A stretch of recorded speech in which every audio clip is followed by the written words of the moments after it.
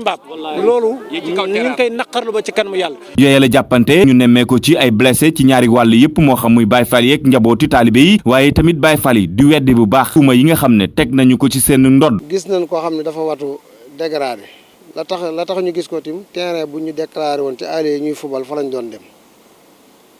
ak kuy jaay pon di ko tux fa la ñooñu doon dem. wax ko ne ko manees na laa wat waaye boo nangoo ñu boole la ak ñaar élément ngeen nga dem ci fu la neex nga watoo fa mu d'accord loolu bi mu d'accord loolu ba ñooñu war a dugg ci oto mu taal otom daw dem. mbooloo mi newoon ci oto yi mag yi am ku fa des sëriñ daara boobu ak i dongaam riposte taxaw seen kawub terrasse di sànni Baye Fall ay xeer. jàppante yooyu nag juróon ay yàqu-yàqu yu bëri gannaaw ab diir ca la gendarmerie daal ci dugal seen loxo mbir mi xaw am ak dalandi gannaaw sax loole ay kilifa diine mujjee ca dox tànki jàmm ba jamono ji nag li ñu mën a wax ni moo di ak dal amandi na ñu nemmeeku ñe yenn ci Baye Fall yi ak yenn ci taalibe yi jamono ji ña nga ca l'hôpital ngir ñu leen di faj.